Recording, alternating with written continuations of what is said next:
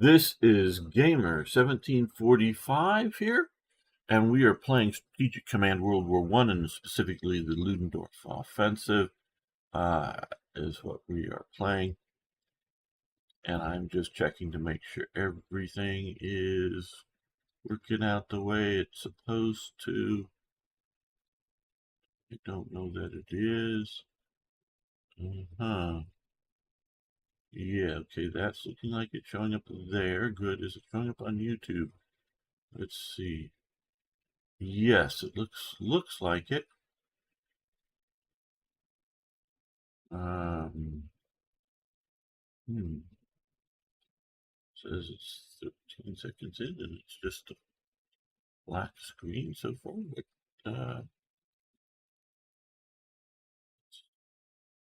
you hit the refresh button.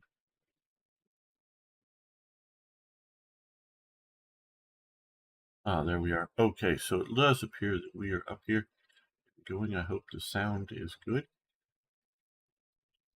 Right, everyone. We are seeing if we can change the outcome of the war. And let's make an episode here as well. So I'll reintroduce myself. Ha! Welcome back, everyone. This is Gamer 1745 here, and we are playing Strategic Command World War I, the Ludendorff Offensive. And I just said, because I am recording this live, that we're going to see if we can change the outcome of the war. Now, I have come to realize that the First World War is the most consequential war in modern history.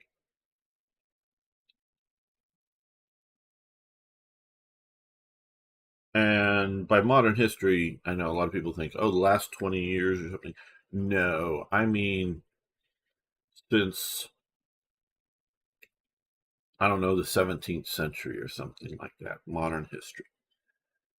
And changing the outcome as to who wins or loses, I don't think makes it is of any real importance.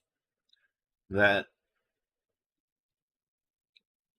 is not the importance of this war. It does set up World War I. That's for sure. Okay, we can bring back a division, it looks like.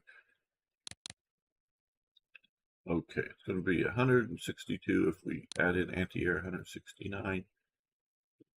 Okay, we'll do that.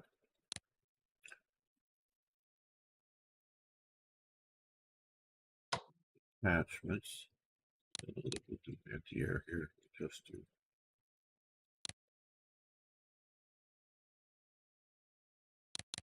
It would stay at whatever your last settings were.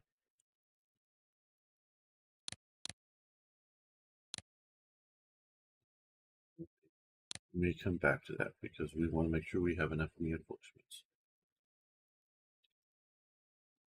Let's look here. It's been weeks since I last played, so I don't remember like how many shells we have. Things like that. But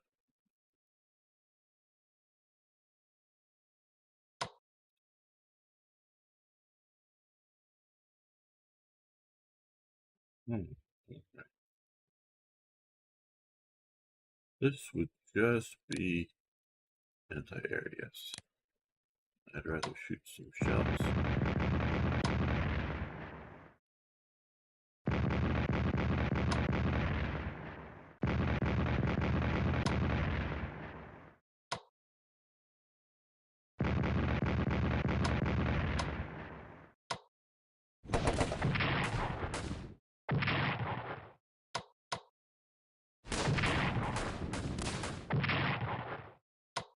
No, we are not going to move into. Okay, that is a bit of a.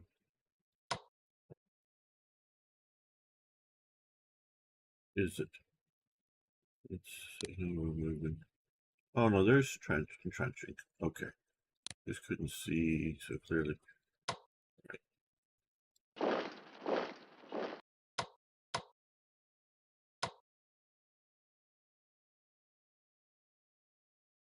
We are trying to break the line, break the stalemate here, but we're trying to break it smartly. And that's one of the elements of World War II, or no, World War was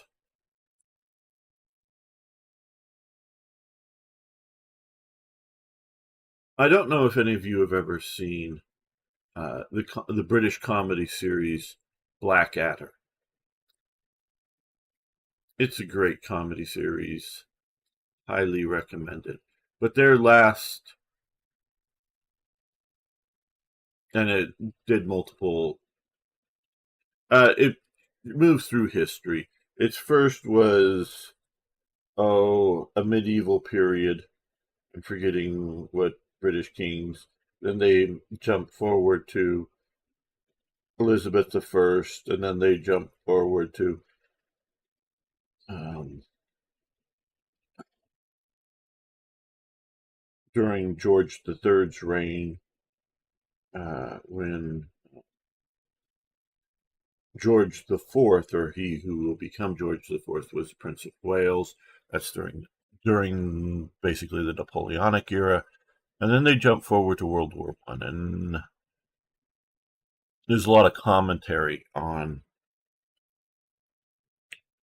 the idiocy of the war and how it was being fought and whatnot. I don't know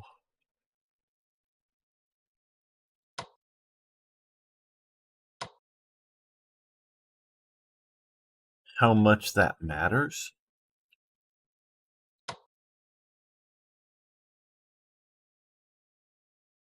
And the idiocy, how shall I put this?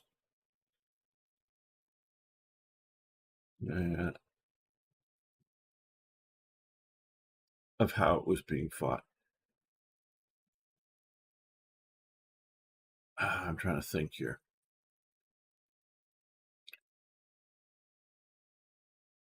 The best and brightest leadership in the world, literally in the world, should they have recognized more readily the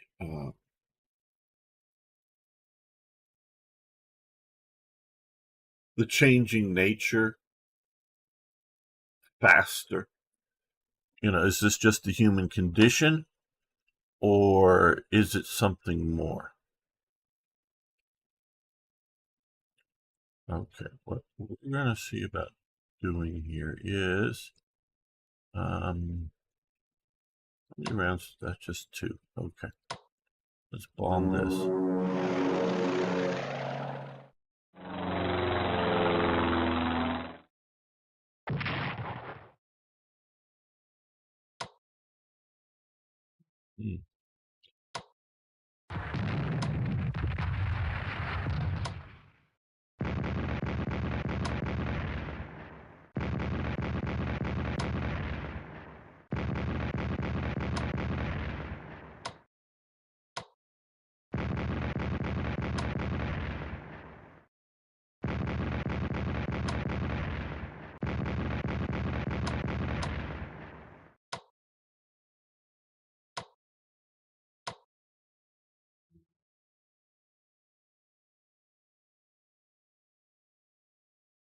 I don't know that I trust that. Let's there is the tank unit back there.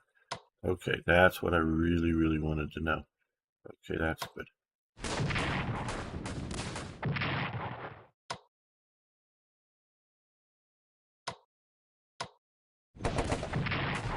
Okay, so we've just taken out a division.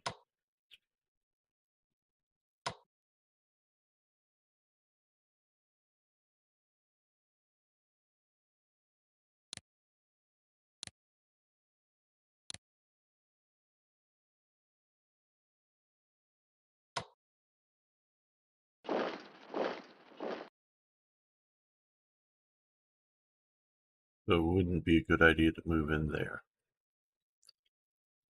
But we are moving down along here.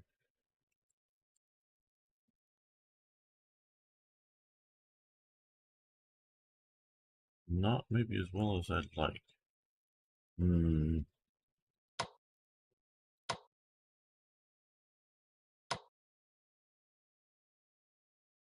Readiness is morale. Wow, their morale's really bad. Okay.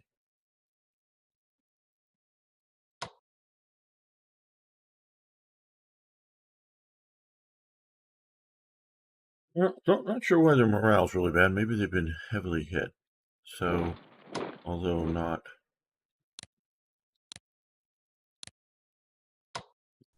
But if you can move back to there. Alright, so they've fallen back. So I'm not pushing through here right now.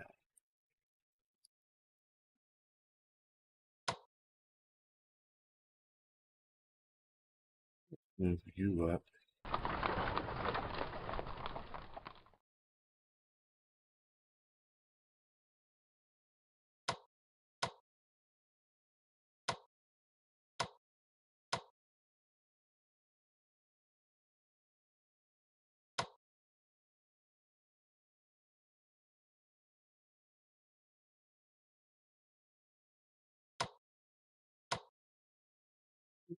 Or shells.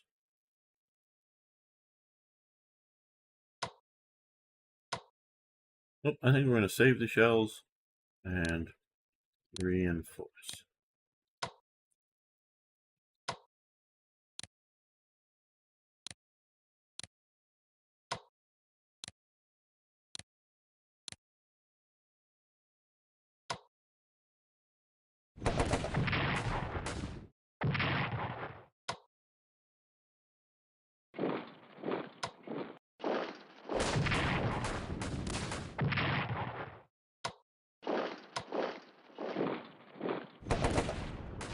Okay, took out a division.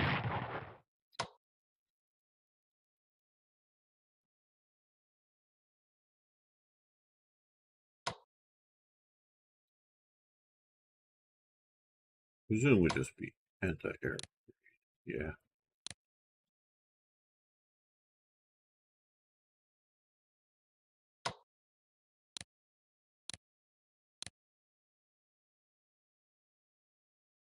Okay, now here we are nearly cutting off Verdun, but we've had some problems down here, which is going to cause us some issues. I don't want to lose these divisions, but don't know that I can help losing this division. So, but what we're really worried about is our artillery here, and that it being on the front line. Okay, well, maybe, all right.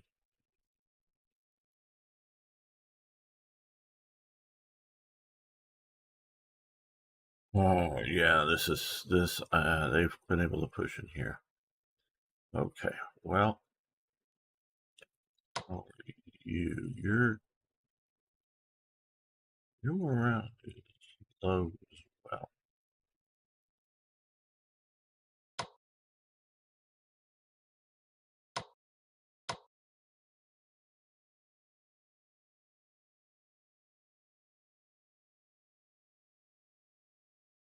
Hmm.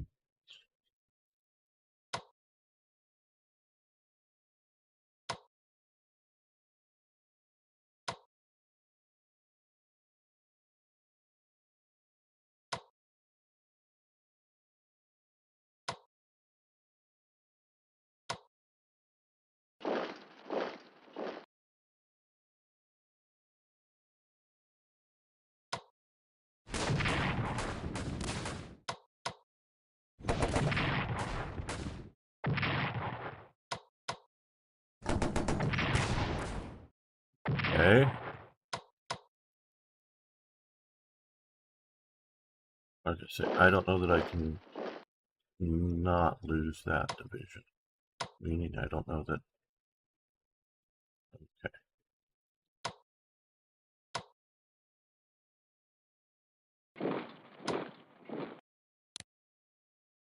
That's all right. All right. Brought these artillery too far forward.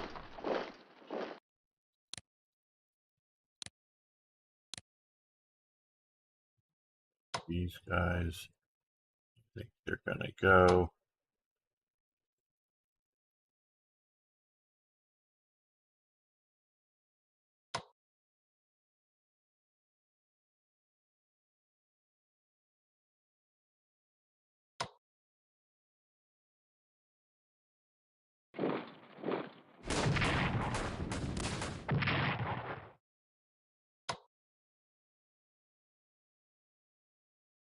Just trying to weaken any of the Americans' offensive capabilities here this turn.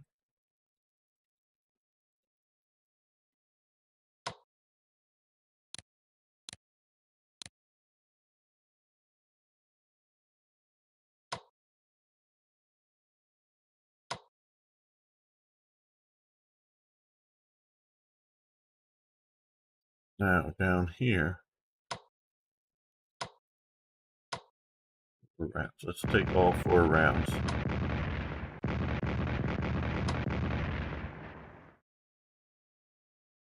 Oh, I should recon bomb. Let's ground attack.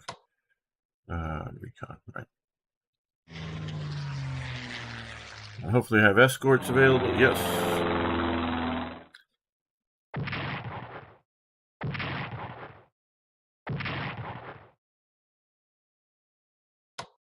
And then ground attack bomb.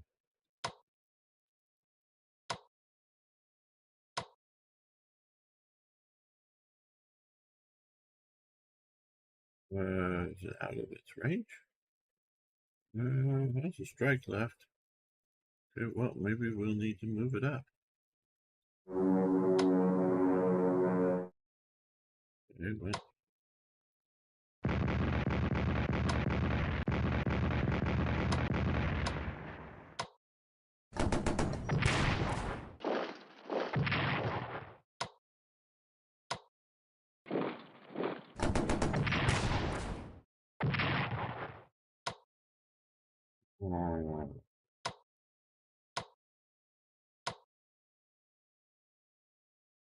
Yeah, he could move to here, and so I think he will.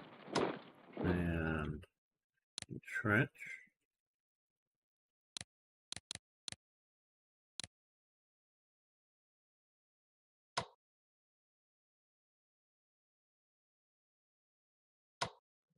Well, he can move into the trench.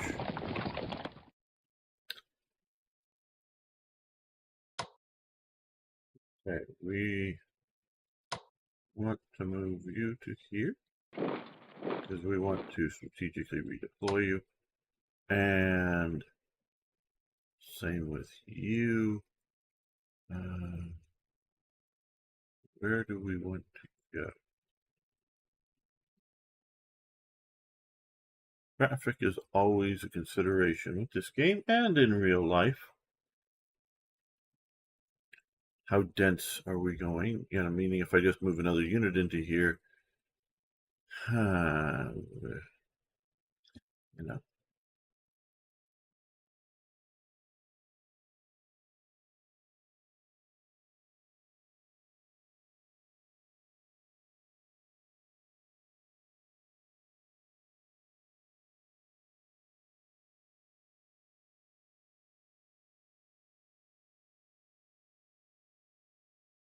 I think just over here.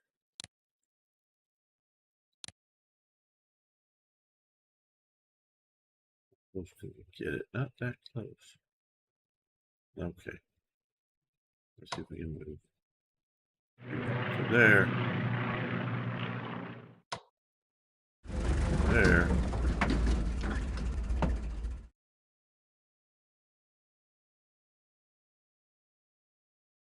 Now, there we go.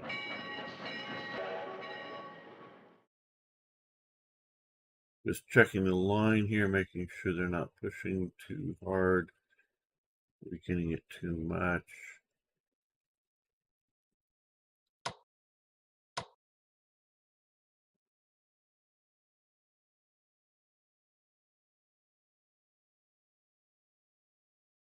Now, we still got down here to deal with.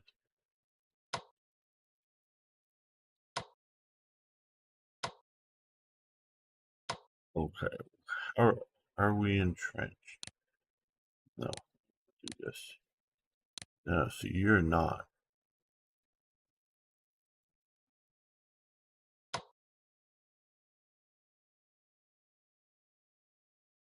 I think we're going to entrench you. But that way, yes. You were going to max out.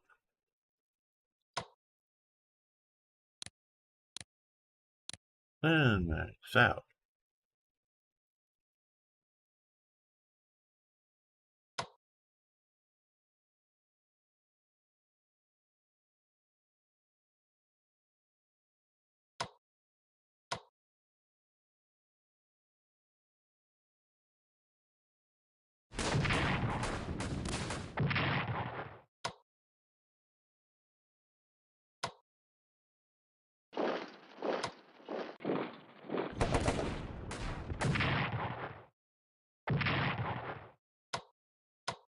Okay. What I'm concerned about doing here is creating better supply. Because we look here, he's at 50% readiness. He's at full strength, but he's at 50% readiness, 1% morale. So I don't know if we were to attack, he would do so well at all.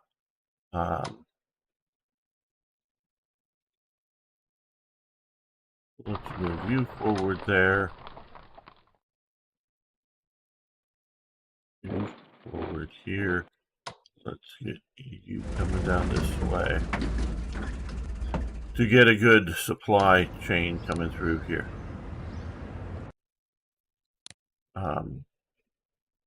Down through here. That's what we want to do. Have the supply flowing this way.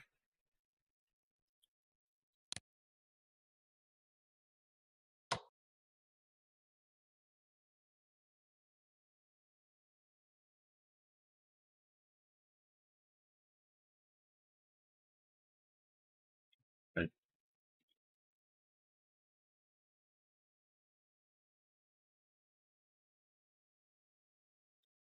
We often look at World War I in the context of World War II.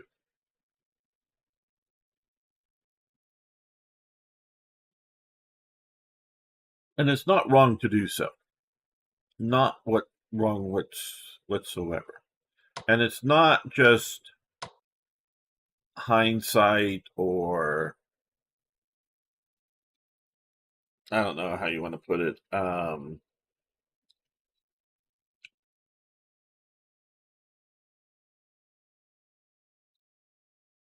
I do think a lot of it is World War II is the important war, but it's set up in World War I, so we need to see what sets it up. Where I think it's the reverse. I think World War I is the important war, and World War II is just the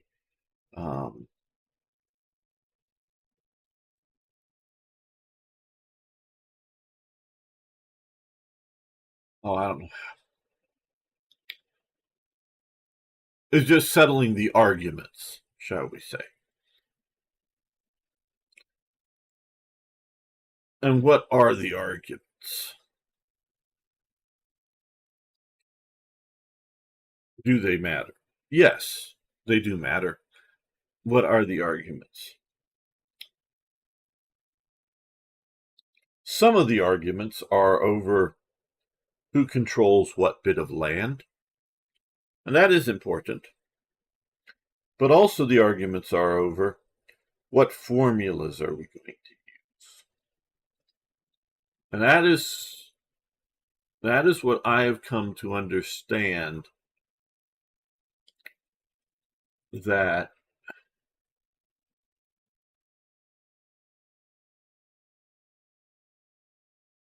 prior to World War One, and we can definitely see it changing over time. And it's not just one moment, one war, 1 year, 1 day that the formula changes, or not the formula, but society changes. Society before World War One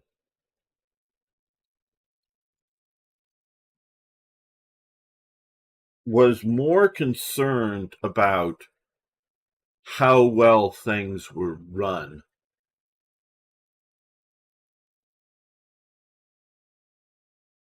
than how we decided things were to be run. And I don't know, no, and I know there's just a few people here watching, and maybe this is not the best titled stream and whatnot, but I do think what I'm talking about is profound. The U.S. particularly, but other parts of the world, other Western world primarily, but you can see this maybe not deeply ingrained in Indian society or deeply ingrained in um, Indonesian society, but they do get affected by the Western world. So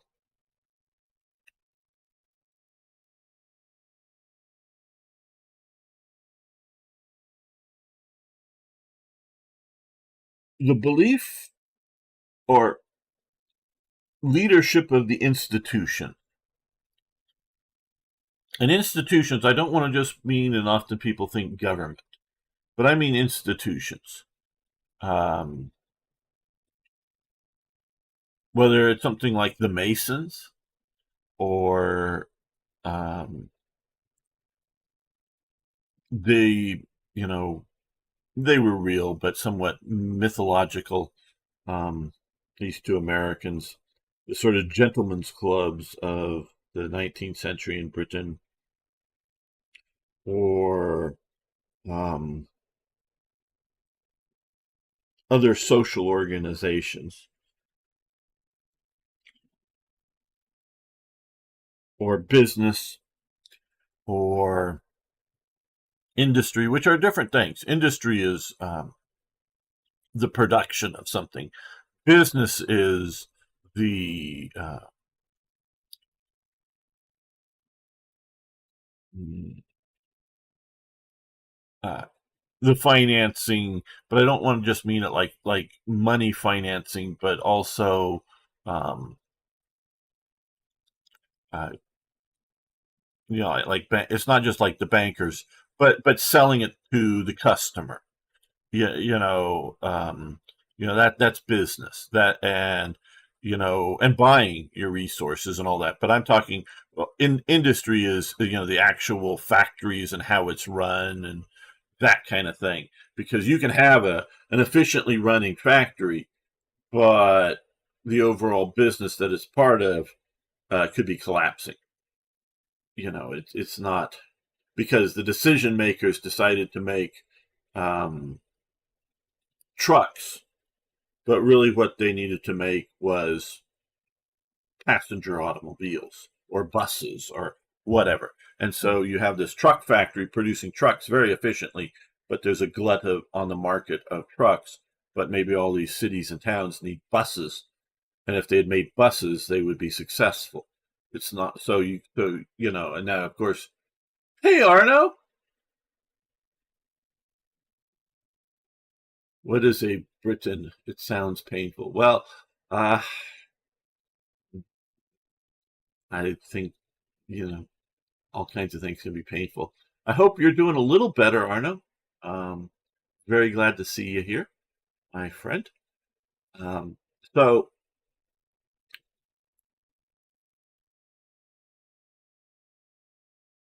I once had a manager who really should never be a manager.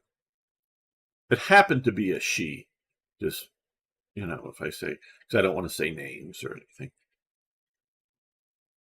She told me that I try to treat everybody the same, all the employees.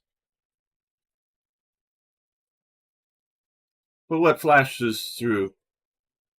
Yes, it is I. Good.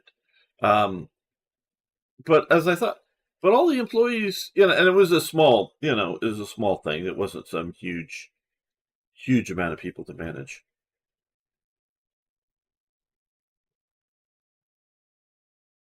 Each of the employees are different. They each have, different temperaments, different, um, strengths and weaknesses.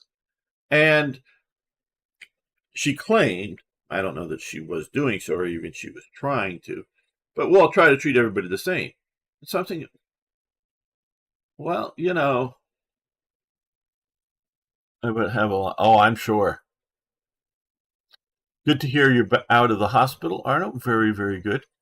You got a long way to go until you're back being fully better again. Oh, I'm sure. I'm sure, Arno. But good to know that you're out. Good to know. And so, and which comes to, and it's, and again, I don't know that she really even tried to treat everybody the same. And you could say treat everybody fairly. And fairly doesn't necessarily mean equally. Fairly could be, well, hey, somebody worked harder, so they're going to get a bigger piece of cake than somebody who just showed up halfway through and helped a bit. Now, you may be appreciative of the person who showed up halfway through because maybe they had other things to do that were even more important, and they did show up to help out. So fairly doesn't mean equally, treating everybody fairly. And so, and this is the two-part thing, and I know a lot of you watch a lot of my content, but this is something I've really gelling in my head. And I'm sure there's a lot more to think about before my ideas are, well, I don't know if ideas are ever complete, but are, well thought out. What this war, oh, you had hot nurses. Well, cool. Is cogs and formulas. And we can definitely see, again, things don't just happen at one moment. And we can see some of the collapsings of the institutions, with the French Revolution and the Napoleonic Wars, but they really don't collapse yet. This is where the society collapses, there's trust in the institutions. So people are starting to be treated like replaceable cogs. Oh, sure, some person goes to management school or classes or whatever, and another one goes to a repair school. So yeah, they get different skill sets, but it doesn't matter really so long as you have the basic capabilities of the skill set.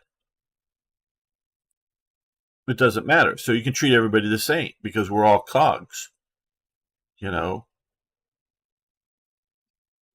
shout at the employee who shows up late. Doesn't matter why they showed up late. It's just, well, you late. So you shout at them. Where some people are late because, oh, I don't know, it was Sunday night and they knew it and they went out drinking with their buddies and they knew they needed to be at work in the morning. And what the hell are you doing? You knew it wasn't Friday night or Saturday night that you could sleep in after staying out late and drinking. No, you knew it was Sunday night and you made a choice. Okay. Or you could go, oh, hey, yeah, what's up? Oh, well, I have a kid. And now maybe these are just lies, but let's presume they're truth. Oh, I had a kid and he was sick up late, and I was up late with my kid. Okay, so you see two different incidents, two different reasons. One, somebody decided to, and I don't, drinking just, enhances lack of sleep and not feeling well. But you decided to do something fun and damn the consequences versus you have responsibilities that are maybe more important than showing up to work. But if you're treating both of these situations the same, well then,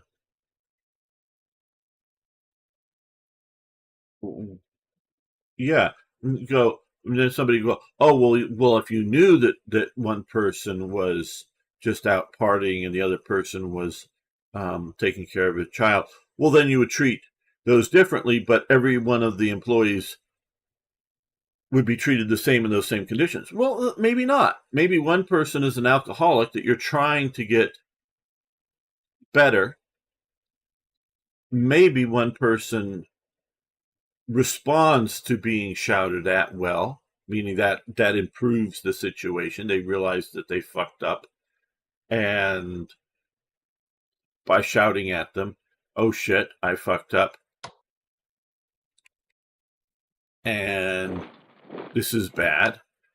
And another person, maybe a nice quiet talking to, look, dude, we got this project that we got to finish, and if everybody doesn't show up and work until we get this project done in a good, timely manner. And oh yeah, I realize that now.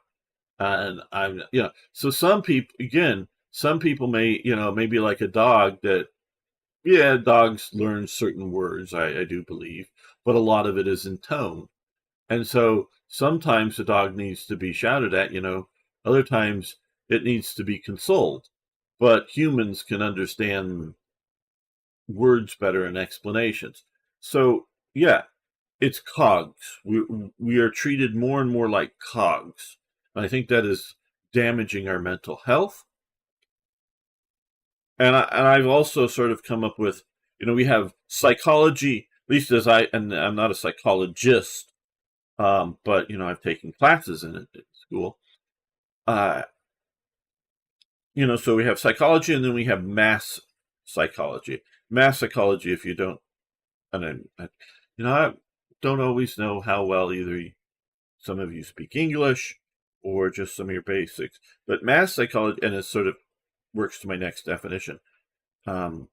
Mass psychology is humans in a group, whether like at a concert or at a riot.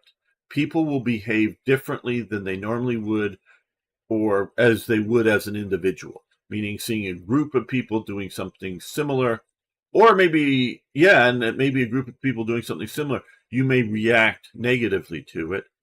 But there's also what I'm and I don't know that I've had anybody else use this, so I don't know if I'm generating this myself or just sort of latching onto others' stuff that I've heard, but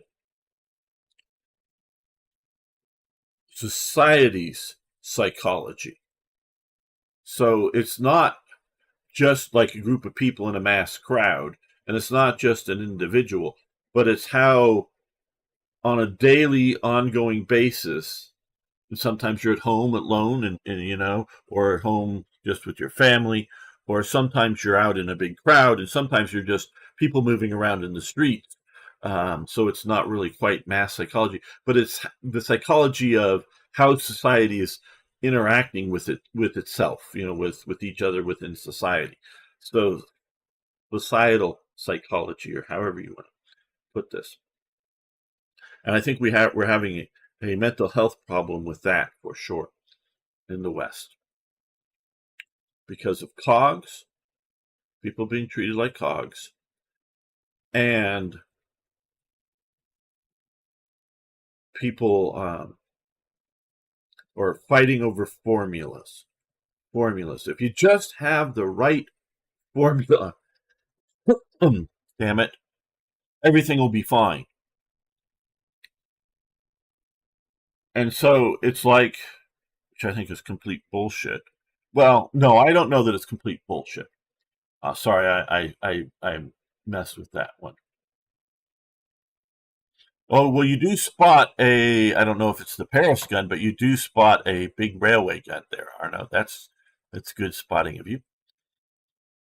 So I don't know if it's shooting Paris, but it's definitely shooting places.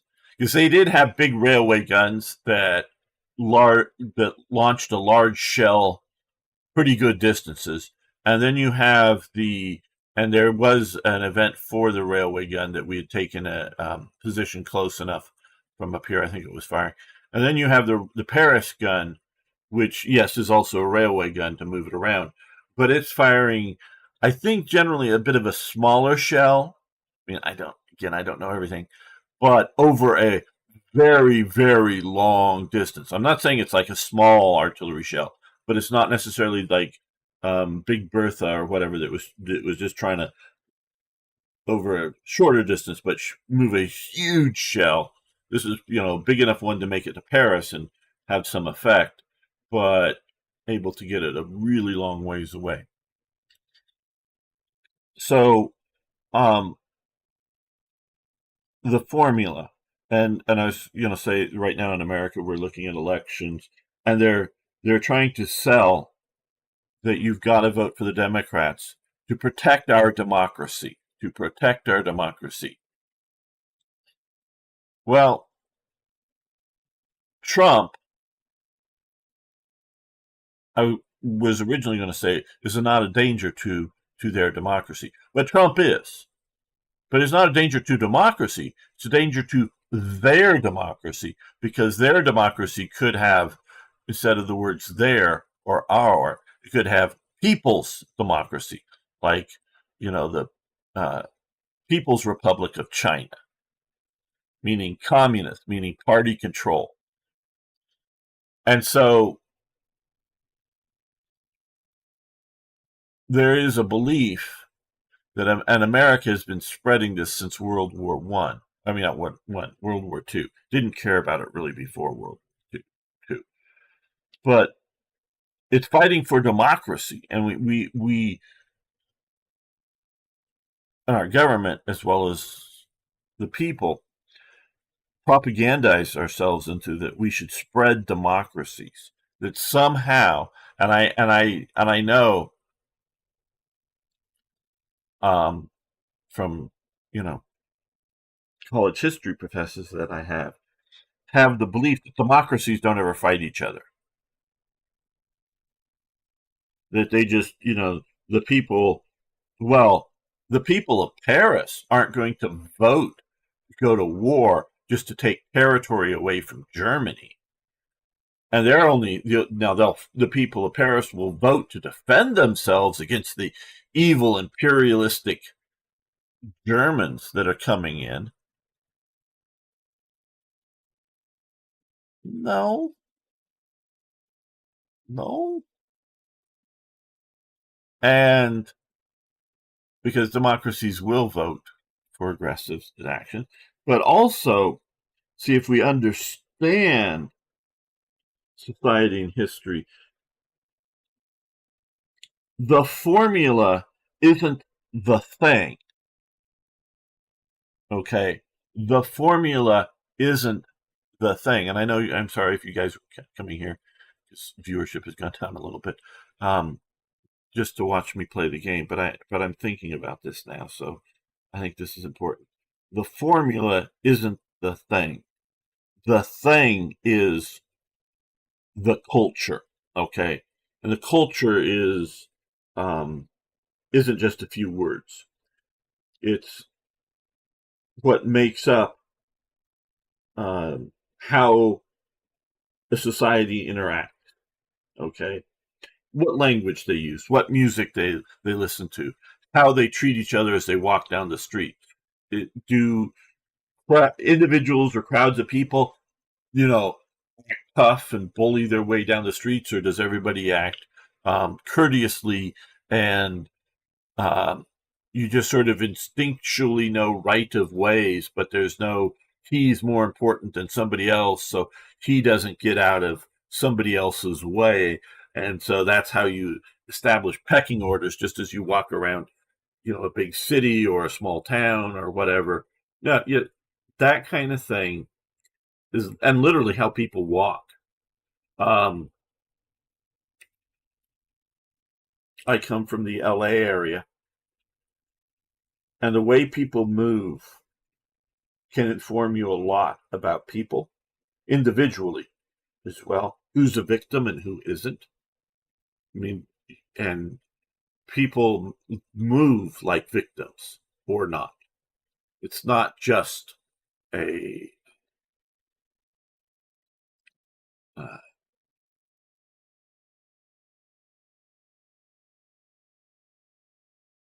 how strong you are, how big you are, versus how weak you may be a victim. It's also your sort of attitude and your attitude and movement. But I can, and the point I'm bringing out here is that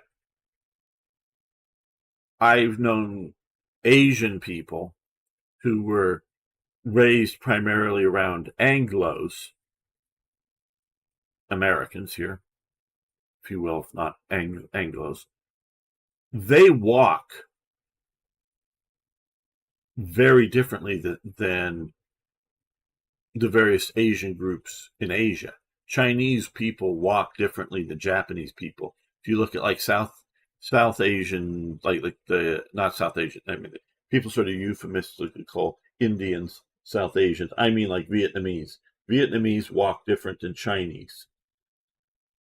They have different, just natural body languages as they're walking and not thinking about their presence, meaning you're just sort of walking alone or walking, just down the side of the street. They walk differently. And my point is, it's not genetics, okay? It's the way, their culture. Because again, I'm seeing Vietnamese Americans, Japanese Americans, Chinese Americans, all more or less walking in an American style. And Americans walk differently than Europeans. And different types of Americans walk differently too. But Americans are much more loose in their walking, um, much less uptight would be a thing. So culture, and so people often think of culture as just, music and food or whatever. No, it's deeply ingrained in us. So if you have people's culture and then you try to throw a democratic system onto them, they're going to end up with basically the same results as if they were still a dictating society or whatever. So the formulas are important and need to be thought about, but formulas aren't the thing. The thing is the culture. And so before World War I, governments weren't thinking like, if we just give democracy to Russia, before World War I, which still has serfs, the nobility still called themselves like slaves to the king, or I meant to the czar. They were, and so that whole hierarchical culture system, if you just pull out their like governmental structure and stuck in democracy, they may go vote, but they're going to end up with basically the same thing. And so the formula again has importance, but the formula isn't the thing. The formula isn't the primary. It's culture. And so, and I know a few Germans, they like order. To them, order is good. And I think that some of the Germans, I know Arno knows who these people are, but some of them come from Eastern Germany, and at one degree or another, remember, um, East Germany versus modern Germany, and they can recognize, and I know they do, um, that order can be taken too far. Whether it's communist dictatorship order, at least for them in their society, Western society, or National Socialist Germany. Yes, you can take this order thing too far, and they realize that, and it's unhealthy even for the German. But they need to have a certain amount of order, and they do best with a bit more order than, say, an Anglo-Saxon or a Frenchman. So, um, you know, that that's an important idea there, that groups of people, you know, if you give, and which, um, Germany is a democracy right now. And yeah, there may be some fringe parties. I know there are, but and I don't know how they all basically work. But the German mindset is, whether they're right, left, or center, they want a certain social order, a certain orderliness to society, which may or may not be the same thing. Certain orderliness to government.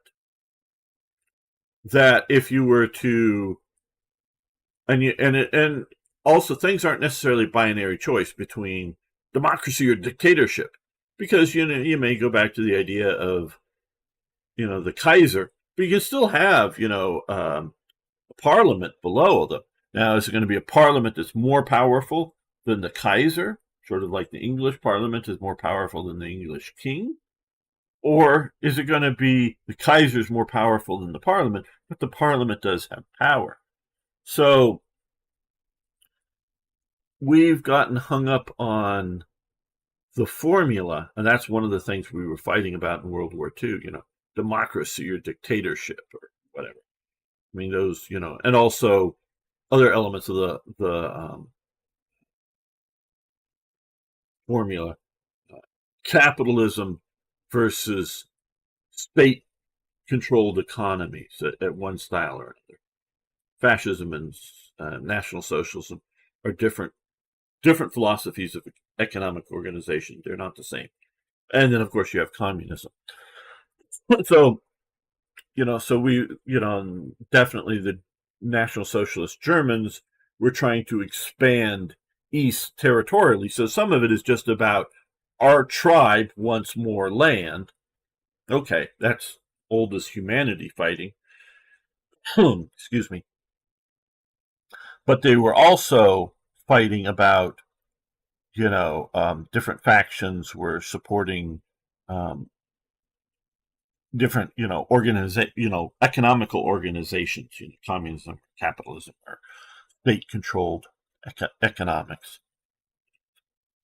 So, the important thing is to understand that World War I gave us. Again, I know I'm coming back to it, but sort of in a conclusion here, and then we'll continue on. Is before World War I, it is cultures and individuals. Does an individual make a good manager? Is he or she, is he going to just naturally, organically, within whatever he is doing, and end up being the leader? Just not because necessarily that he's born that way. Now, sometimes you're, born because what family you're in, whatever I'm talking about, but you may be individually born that way, but you may very well have a local major landowner that has a title and generations going back. But then you have groups of farmers, and naturally one of them will naturally rise up to be the spokesperson for this group, be the natural leader. Now, he's not necessarily telling all the different farmers how to farm their fields. He's just sort of the natural leader of these groups of farmers, because something innately into him, whether it's genetics or something else, he's a natural born leader. And so he's still, yes, a farmer. And now maybe he'll make a shift in life to become, elected to a regional or national legislative body or something like that and become more of a legislator with a farmer background. But you naturally have these different peoples, different personalities. And you can have a great farmer who knows how to farm, but he's a pure follower, or she, but a pure follower. They don't want to be out front in any sort of thing, or they don't want to be the person trying to make decisions for other people, and they want to go along with the crowd much more than other people. And then you can, of course, have people that are, and I've known some of them very much for sure, have no interest in wanting to be leadership of anybody else, and will actively pick against anybody who's being leaders, but will stay away from any sense of responsibility, any sense of ideas of being leaders. So they don't want to be leaders themselves, but they don't want to even, with the idea of being led. So again, all these different personalities make up things, and a good leader would know how to manage all of these people. And to get back to the earlier point, you don't treat everybody the same, because we're not all fucking cogs. It's not once you go to farmer's school or raised as a farmer by your parents that you're now a cog of farmer, and it doesn't matter. No, you're an individual, and then you're a small collective to a larger collective in different levels of society. So, yeah, this is what we lose. And I don't read a lot of philosophy, modern philosophers, authors and whatnot.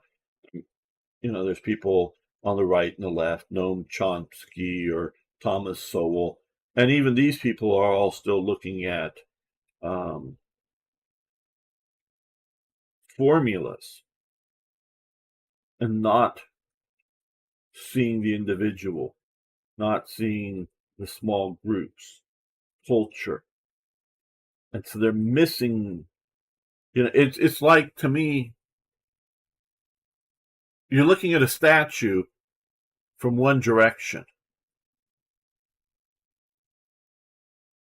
and you're only seeing, with formulas, maybe 1/3 of the statue. And that's how you're defining everything else. When there's 2/3 of the statue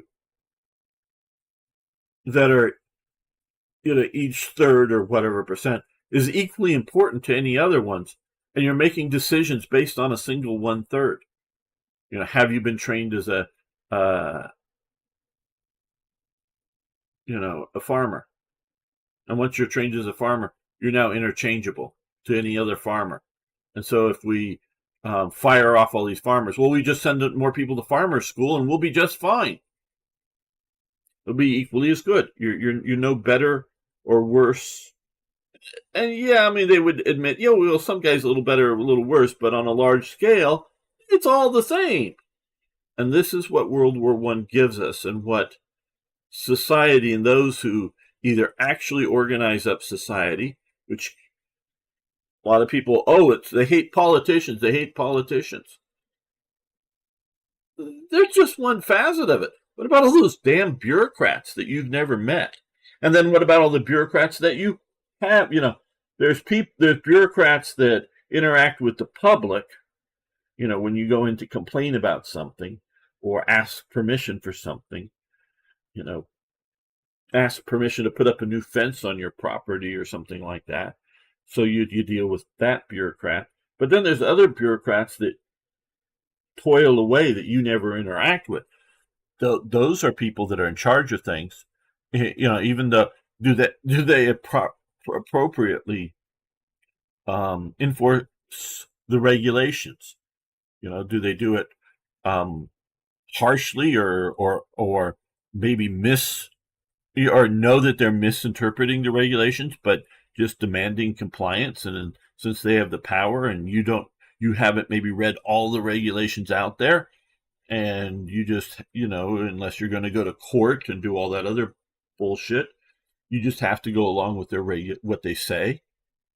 It doesn't really matter what it actually says in the regulations, because they can pull your business license or put a stop to whatever's going on, even if they're doing something opposite to the regulations, until you get some sort of appeal to either court or something. So politicians are just a facet of it. Again, looking at, I don't know, a third, a quarter of the situation. So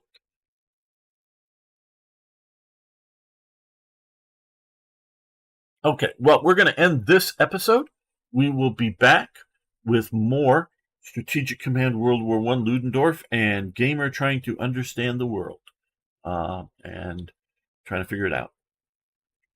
Okay, Arno and anybody else here, I'm going to grab a Coke and I'll be right back. And we will continue this.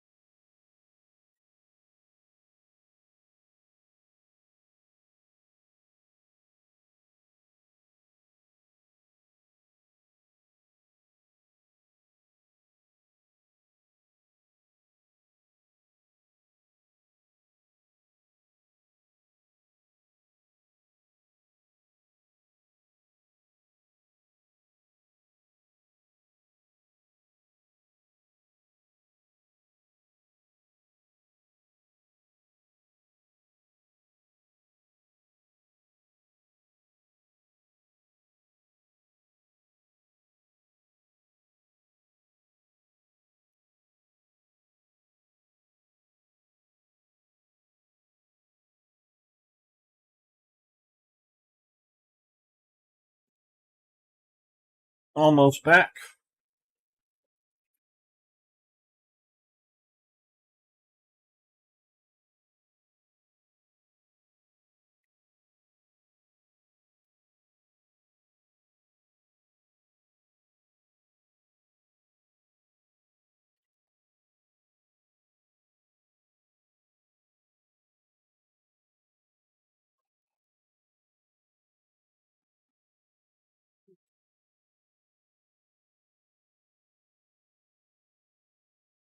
All right, let's make another episode.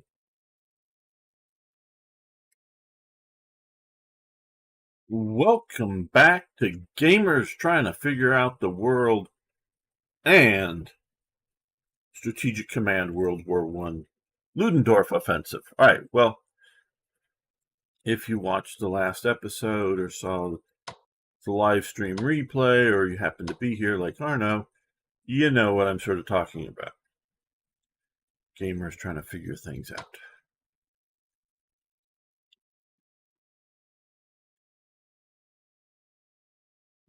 Well, I think we've reinforced a lot of what we can. I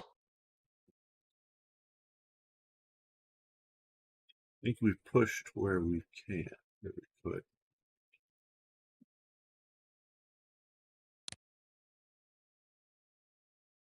Now, time is critical in war. And I don't want to minimize that idea.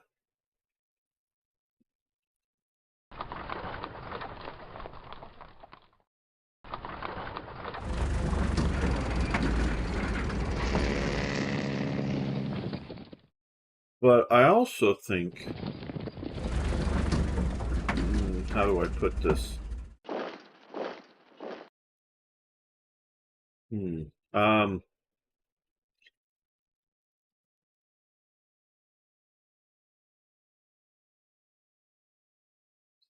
This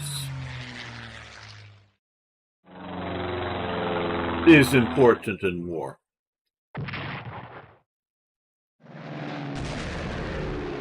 And you might be saying, well, of course, gamer, who wants to go to war and fail and lose? So success, of course, is important. But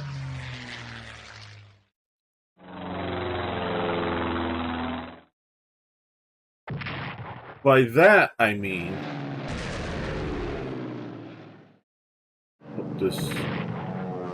the game sounds don't interrupt me too much.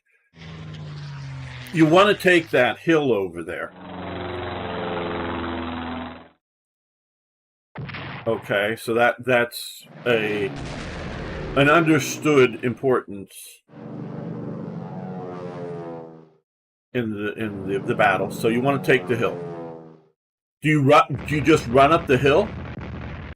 Well, if the enemy isn't even there,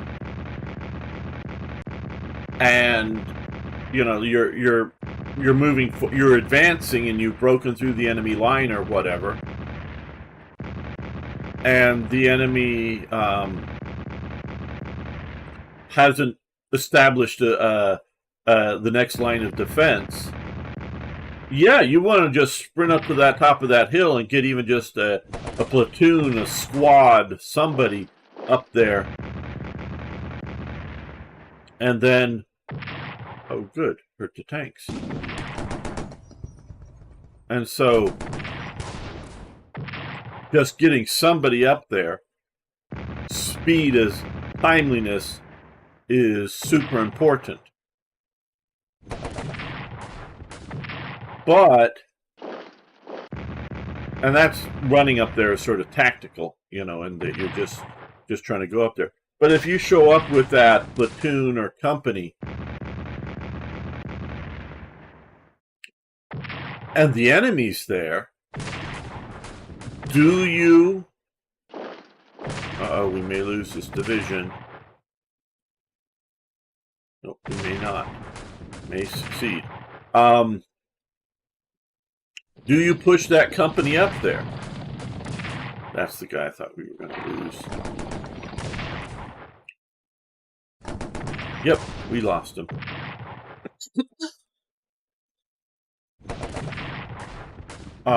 Do you push that company up there? Well, let's just say it's a known, or, I know in real world it's unknown, but let's say it's a known factor that, yes, this company can take that hill. Okay. But taking the hill, is that important? Yes. But is that more important than the survival of that company as a good combat formation? Meaning, if you push up that hill and take it, the company's done. I mean, they get up there, they can hold it, whatnot, until reinforcements show up. But afterwards, that company is shot.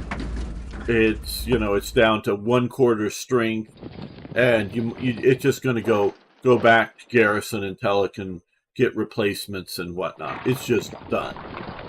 And that very well may be the important thing, because there's the actual thing element is to get that division through and moving deeper rapidly into the enemy's rear.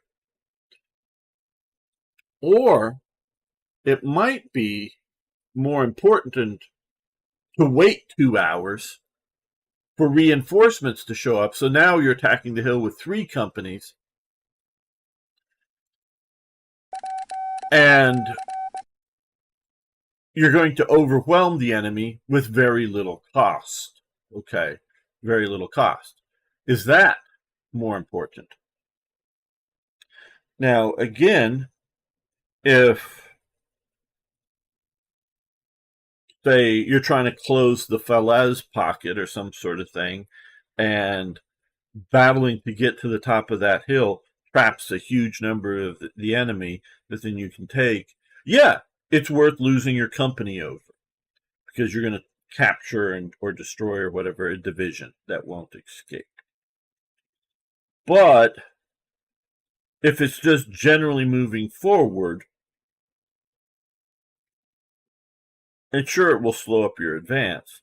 But if you just wait an hour or two and really take the hill with very little cost in lives and ammunition and other things. So now this is one thing I'm presuming is you have good reconnaissance and you sort of know what's up. You can make this decision knowing the actual facts, not just like, oh, hey, I see a couple of enemy soldiers up there. No, let's hurry on up there. Maybe there's 200 of them that are hiding in the bushes and the trees, but you just see a few of them. Or there could be just a few of them. You don't know this, but you're just, what you see, you're just going and reacting to. But let's presume you had good reconnaissance or, whatever, aerial reconnaissance, and you knew basically correctly the enemy strength, so you knew how costly it was going to be to take the hill. So success. And so what I'm looking at here, and there we're in July, and this hey, Beam Slam, good to have you here. Well, World War I's always going ahead slowly. So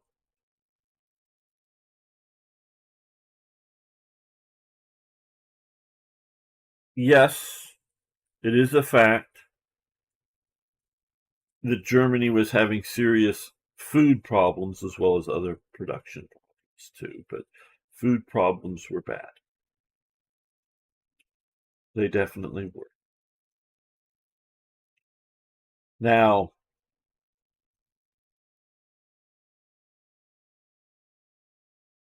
if you know that you're having very bad food problems, maybe your leadership should realize, we could win this war because we're tactically better than the enemy. I know these things just came out briefly, and like if you know that, yeah, we have the MP-18, we have submachine guns. Once we get them all out to our people, they're going to be able to fight so much better than the guys with the bolt-action rifles, and we're just going to win this thing. But oh wait, it's going to take 2 years to get enough submachine guns out to all of our people, manufactured and ready to go. We don't have 2 years of food. So you go, okay, we have to end this war now because we're going to lose it in a year because our population's going to starve. So we're never going to catch up on that submachine gun enough to change the outcome of the war. And that sort of goes back to the institutions failing and whatnot. So yeah, there's a lot of elements to what's going on, for sure. But what we're also seeing, or what I'm sort of proposing with this playthrough, is to push against the enemy in a way in which one of two things is happening, and it can be in different parts of the front or different actions. Is either one, we're making, which we've broken down into here, and then we lost the unit and whatnot. But one in which we are successfully taking ground, but it not being too costly. Taking positions without it being too costly. We're going to have some casualties. We lost one division because I pushed too far, but we're going to successfully take positions. That's one of the elements that I'm doing in this playthrough without really watching the clock as to whether we make it to Paris or not. I may look at this and see a lot of units destroyed, but the clock runs out. The other thing I'm trying to do is, as I said, units destroyed, is to destroy units of the enemy at little cost. Because, like right here, and even before when there was the cavalry division there, I could have, ground down. Okay, so start with him, boom, then the next one, swap out more, and grind down these units. Now here we have 1 to 4, 1 to 2, 1 to 4. So we're going to attack here and get very little damage and take out a unit. So we took out a 10-string cavalry division and lost 2 strengths there. Now I don't, because I know the AI here is foolish enough to try to keep filling in that spot. So I'm letting that spot be there. Now if the AI was a human player and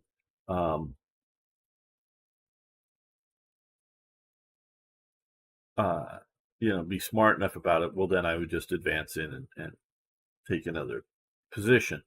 But so either good exchange rates with the enemy or taking positions, but doing so with a manageable or not manageable, but the minimum costs. And I think, and that's what we see again going back earlier on to Blackadder in the World War I series. If that was seen to be so on one or both sides, and they were coming around to it, but that the leadership, however the political leadership got people into the war, whether, France obviously was attacked. Now the political leadership sort of kind of got them into the war, in that the political leadership had alliances with Russia against a German invasion, like the Franco-Prussian War invasions, but they got them, tied in over the war over Serbia. But say Britain, does the people, of Britain want to fight, in at least in theory, the defense of the Belgians? And so even if we grant, and on many these different questions, people agreed with the politicians that, yeah, we should fight to defend ourselves or fight to defend the Belgians, and the Germans may be going, oh, hey, yeah, Russia's this really big danger, but its ally of France is over there. We got to deal with it first. So they may see it as, and I do think a lot of the Germans, it's yay that, in the early days of the war, yay, then, and other big battles are going to come, like the Napoleonic, and then it's going to be over. Sure, there was that going on, but I think a lot of the German soldiers that moved out saw the war as defensive, in that Austro-Hungary was attacked by Serbia. Yeah, not in a major invasion way, but taking out one of their major political leaders in an assassination attempt. And then when they're trying to, do something about it, because if you don't do something, I could say get revenge, yes, and they could say, oh, that's just being petty. Well, hey, if your political leaders are being knocked off by spy agencies of another country, they're just going to keep doing it unless they have a consequence against them, against their country. So,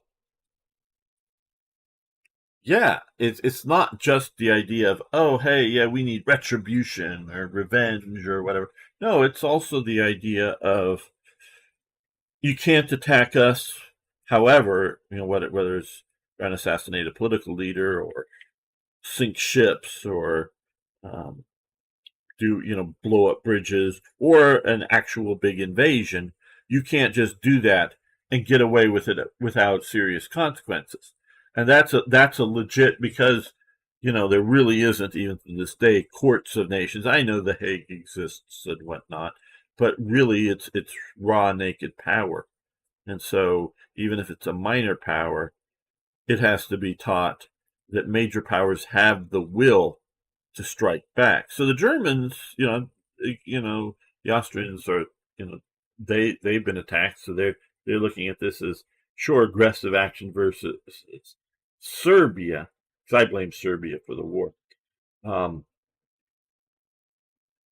So so the Germans, yeah, they're invading France, but they see this as, oh shit, our ally of Austria is being attacked by Russia, and we're going to help defend Austria. Oh yeah, that's right. Russia has an alliance with France, so France is going to come into it, so we need to strike at France. So it very well, even though it's aggressive actions of tactics and whatnot, it is seen as a defensive war. Okay, this unit is at readiness 100% and 97% morale, where this unit has 65 readiness and what is that? I'm trying to read this, 50% morale. So what we're going to do is swap these two out, and then we're going to reinforce this unit, which will go up here to 95% readiness. So it's gotten a lot better with the reinforcements, but still it is better to have that other unit.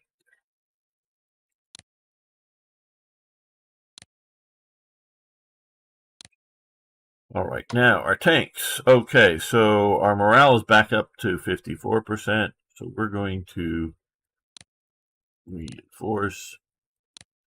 So we're going to get ready for another push there. Now here, this division, 4 attacks, 4 attacks. If I take 8, I'm not sure.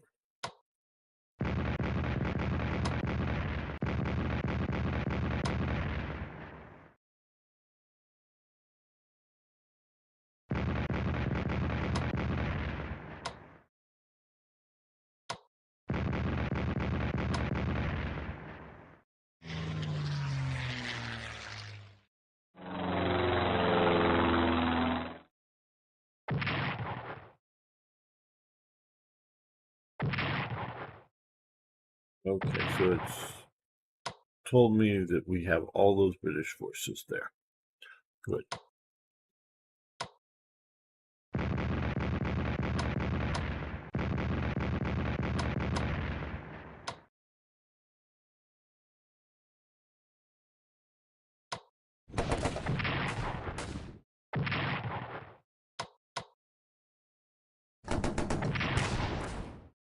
All right. Well, we can move him up into here now. I know it's giving them 3 directions to attack from, which could mean a lot of units attacking. But we're going to entrench.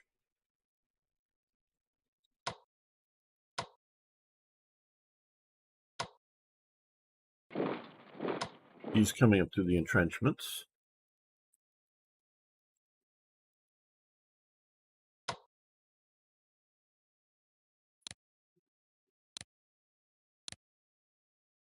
And I think we can purchase, build one of these destroyed divisions.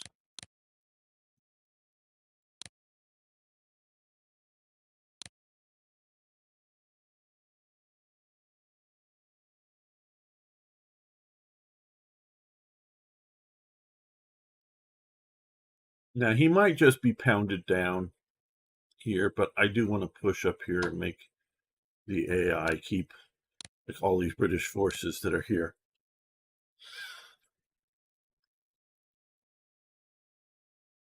Okay, we're going to save up artillery shells for the next turn. Get those tanks up there. Moving forward again.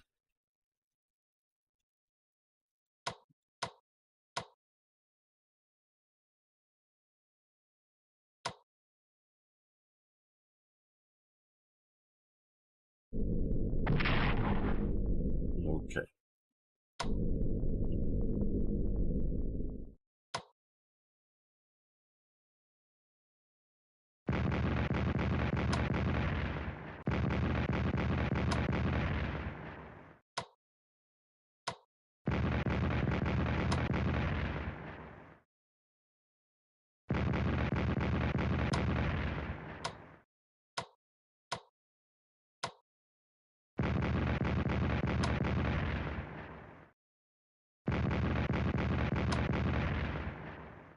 Okay, so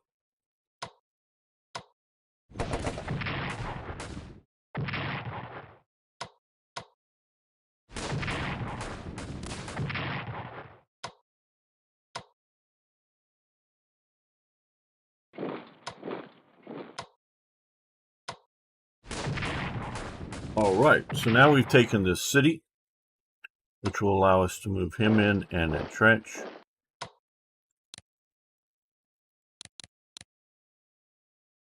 There we go.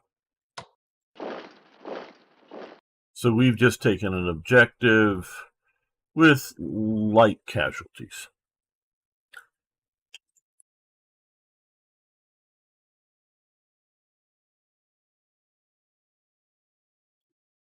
Okay, so we got that. Now, down here, we're going to take the time and get replacements. How are we doing for... Well, we can increase... We got 6 shells, but we're also going to take the time and reinforce that.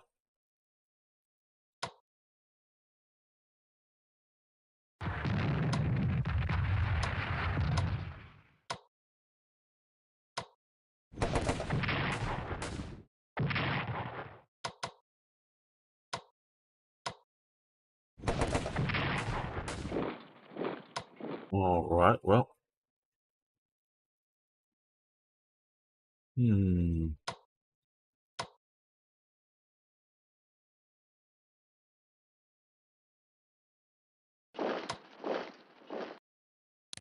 They can entrench. Good.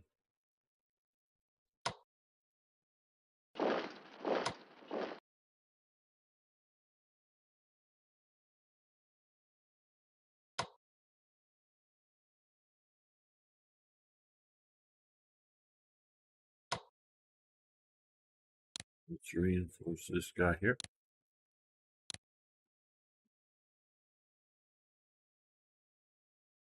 Yeah, I'm just reading through the chat here. Well, very good.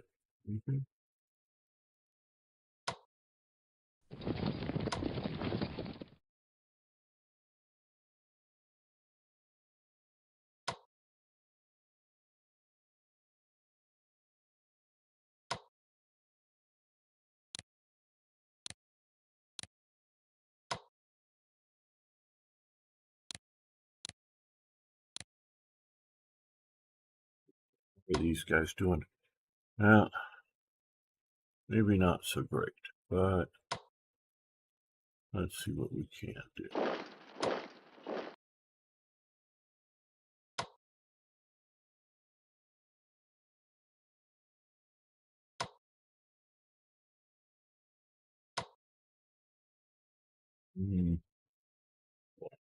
Okay.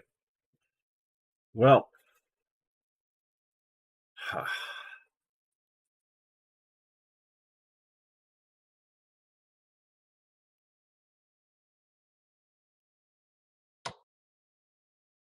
we only have 3 action points. 3 action points, so we can't move in and reinforce there. We are definitely low on supplies, so maybe moving him up there will help out.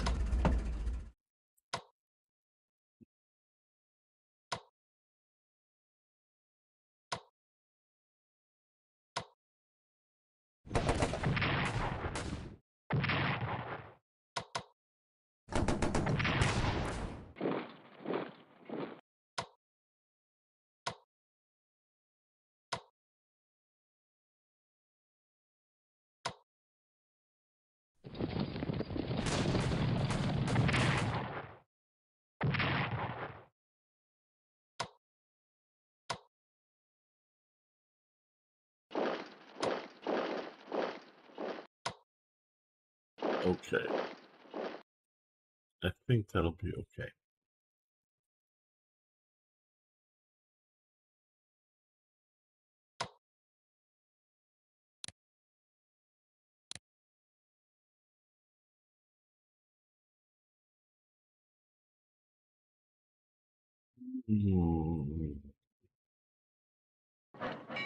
Okay, that'll help us there.